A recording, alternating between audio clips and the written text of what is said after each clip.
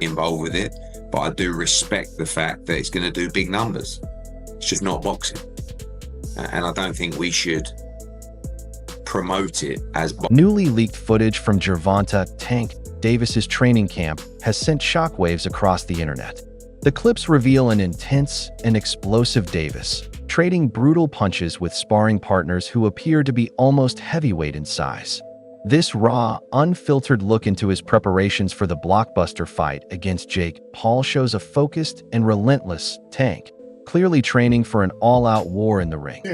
Start closing up. Gotta let it go. Keep turning. Keep turning. Keep turning.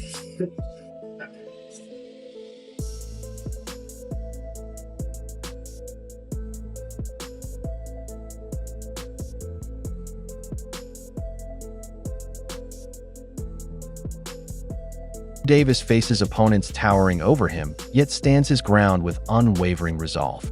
His team has reportedly organized these intense sparring sessions to strengthen him both mentally and physically, aiming to silence critics who doubt his ability to handle larger, stronger fighters. Tank isn't avoiding the challenge. He's embracing it head-on. Do it for him. Put it on his ass.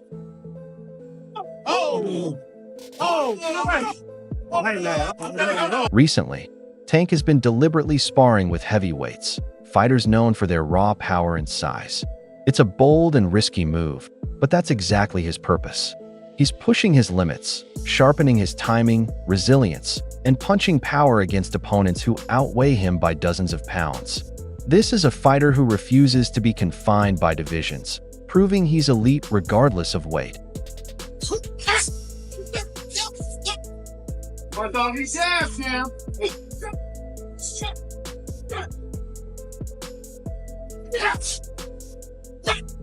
On the other side, Jake Paul keeps expanding his empire through controversy and calculated control. Every fight he takes is part of a strategic plan built for attention, hype, and maximum buzz. He carefully selects opponents, weights, and timing to secure a slight advantage while maintaining just enough risk to keep fans intrigued. That's Jake's winning formula. Risk combined with hype equals headlines. Unpredictable and polarizing, he knows exactly how to turn every fight into a viral spectacle. Being a fight that's exciting is when you look at one corner, you're like, that guy can't be beat. And you look at the other corner, you're like, that guy can't be beat. And they're about to fight. It just feels like Jake Paul is always picking fights where he has a massive advantage. Like now he's fighting Gervonta Davis, who's, I don't know how much smaller, but probably close to like 80 pounds smaller, which is a crazy, significant weight advantage for Jake Paul. Now, you have to also look at the other way. Gervonta has a crazy advantage over Jake Paul. He has incredible amount of skill, more years of training, and for sure, pound for pound, he would mop the floor with Jake Paul. But this is what makes the fight exciting. And two guys fighting, and we don't know who's going to win. Guys, what's the key to having a fight that's exciting? Is when you look at one corner, you're like, that guy can't be beat. And you look at the other corner, you're like, that guy can't be beat. And they're about to fight. Somebody's about to say go, and these guys got to go at it. So that's what makes a fight exciting. And so this is kind of that. Because if they were the same weight, none of us would tune in. We'd be like, this is just a punching bag for Gervonta. It doesn't make the fight exciting. But because Jake Paul is so... Promoter Eddie Hearn isn't buying into the spectacle, calling the matchup a dangerous move away from true boxing. To him, the size difference alone makes the fight unfair, with Jake Paul being naturally bigger, while Davis comes from lighter divisions built on speed and skill. Hearn warned that boxing should remain about competition, not entertainment, arguing that fights like this risk turning the sport into a business show rather than one defined by discipline, grit, and honor. Former world champion Paulie Malignaggi added his own dose of reality for fans. That there was a chance that Jake would fight in November. I think, wasn't I the one that broke Jake Paul against Gervonta Davis 6 months ago or something? I knew that they'd agree that deal. I didn't know they were about to announce it then, but I did know that they'd agreed that deal previously. So I don't like it, if I'm honest. I mean, I think we need to really differentiate between boxing and an entertainment concept, and that's what that is. It's a freak show. It's entertainment. It's a lightweight fighting a cruiserweight. You know, with, I don't know, is it bigger gloves and certain minutes per round? I don't know what it is, but, you know, I understand the market and I understand this freak show shock kind of the world mentality of people potentially tuning in. Is that a step too far? Maybe. I mean, I hated Jake Paul against Mike Tyson, but it did massive numbers. I hate Jake Paul against Gervonta Davis. It'll probably do massive numbers. So that's when you really have to differentiate yourself between, just because you don't like it doesn't mean it isn't going to do good business. However you want to be involved with it is another kettle of fish. I don't want to be involved with it, but I do respect the fact that it's going to do big numbers. It's just not boxing. And I don't think we should promote it as boxing.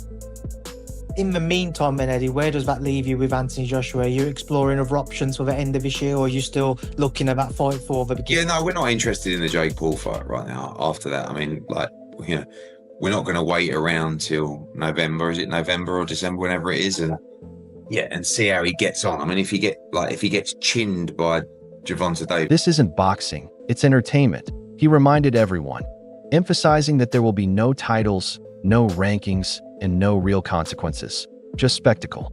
Yet he also acknowledged that this is what modern boxing has evolved into, a world where fame and money often outweigh belts and legacy. It's neither right nor wrong, it's simply evolution. Analyst Wade Plemons from the Wade Concept called Jake Paul a master manipulator, explaining that Jake doesn't just fight. He plays psychological chess, provoking rivals, building tension, and transforming every showdown into a viral moment. I watch it, I don't. I just think he's fighting opponents that, you know, are not with it anymore or are too small for him and whatnot. But in this situation, it is an exhibition. So you've got to keep in mind that this could be set up. This could be like WWE.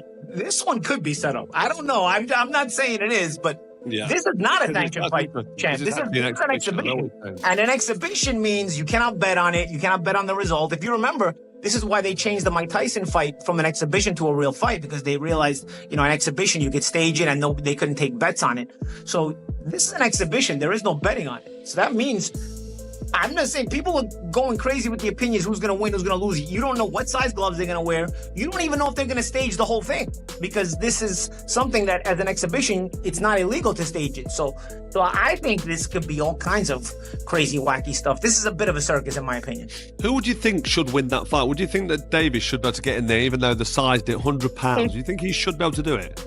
If they don't stage it and don't kind of set up a sort of a mild sparring session, I'd say Davis has a chance. Depends on the size of the gloves. Because here's the thing, Jake is probably 100 pounds bigger than the guy. You know, that's a lot of weight, Carl. You know, you've been in a boxing ring, that still counts. And if you make the gloves small, Gervonta could technically hurt Jake even if he hits him. But the problem is that the gloves are small. Jake could also hurt Gervonta because Gervonta's so small. Gervonta's so much smaller than him. You know, so do you make the gloves big, and then really who's got an advantage? I don't know. You know, technically Gervonta's a lot better boxer, but he's so much smaller. I've stood next to Jake. Jake's a big guy. It's like I said, it's a bit of a circus freak show, and that's why I don't put it out of the question that this exhibition could be a bit staged in the ring. And number 3, the retirement. I mean, the backlash is just what people do nowadays. That's just, you give somebody a keyboard, you give them a phone, and they able to hide their face. Yeah, they're gonna have a field day. The backlash I get, I understand. What'd you say, number 2, not fight Shakur? Yeah, he's saying he'll never fight Shakur, that he ain't gonna do him no favors, that he ain't gonna help him make no money because Shakur broke or something like that. Something along those lines. Yeah, I don't get all that. That's, you know what I mean? That's against the game. Like, you know what I mean? You at least owe that fight for the game. You know what I mean? You owe the rematch to Lamont for the game. But you owe Shakur for the game just because of the 2 style matchups. You know what I mean? But if he feel like he don't gotta fight him, guess what? We can't sit here and just go crazy about it. But it is kind of crazy. It is kind of corny. You know what I'm saying? If he not gonna fight Shakur, and if he's standing on it like, I'm not ever gonna fight you, I'm not doing you no favors, and all right. But then again, you know what? I don't know what them guys got going on. I don't know what they've been through personally. You know what I'm saying? But would I love to see that fight? Hell yeah, I would love to see that fight. And then number 3, you said what? You said The retirement. The retirement. Oh, boxing. boxing, they around. They around. It's always gloves around. It's on you. It's on you. I'm chilling. You all right? Yeah, get with me. I know. How you feel? Darkskin boy, that's my man. The retirement is like he done a lot in his career, right? Not everything, but he done a lot. What people don't understand is his business is a lot. This whole experience is a lot. The shit these fighters go through is hard to explain. It's hard to explain because people, they can't see it, so they can't understand it.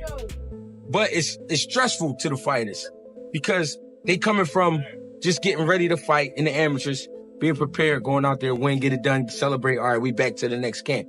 To now, marketing. You're talking about marketing. You're talking about lawyers. You're talking about all this shit that you just never imagined. You're like, why am I have to? Wayati's keen observation highlights how Jake Paul's psychological warfare often predetermines his victories. He skillfully manipulates attention, fame, and ego, forcing opponents to conform to his narrative. This strategic maneuvering is precisely what drew Gervonta Davis into a high-stakes bout that has undeniably captured global interest. The central question for fight enthusiasts now revolves around whether Davis is falling into Paul's calculated mental snare, or if Tank is poised to prove that genuine skill ultimately triumphs over mere spectacle. We invite all fight fans to share their predictions and insights in the comments, and to like, share, and subscribe for continuous updates on the boxing world. Until our next update, remain vigilant, courageous, and close to the ringside action.